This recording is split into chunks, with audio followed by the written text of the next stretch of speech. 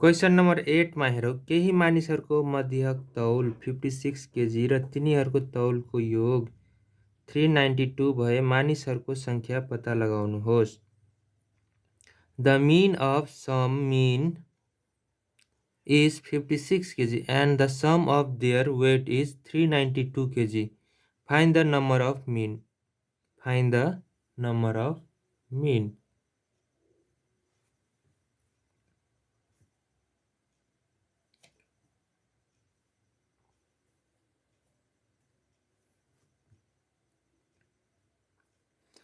अब क्वेसनमा के दिएको छ भन्दा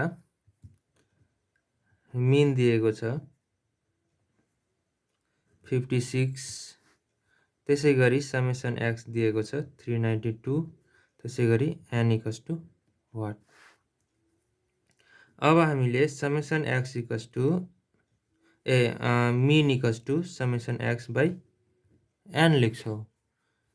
त्यसै गरी समेसन एक्स हाम्रो 56 रहेको छ, मिन हाम्रो 56 रहेको छ, समेसन एक्स हाम्रो 392 रहेको छ, डिभाइड बाई एन। अब क्रस मल्टी यसलाई चाहिँ हामी यहाँ ल्याइदिन्छौँ, यसलाई भनेपछि के लेख्छौँ भन्दाखेरि n equals to 392 divide by 56।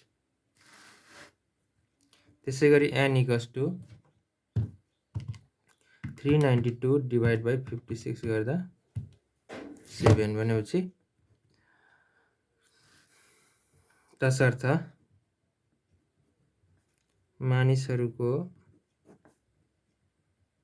संख्या 7 रहेछ। यो हाम्रो के हो त? आन्सर।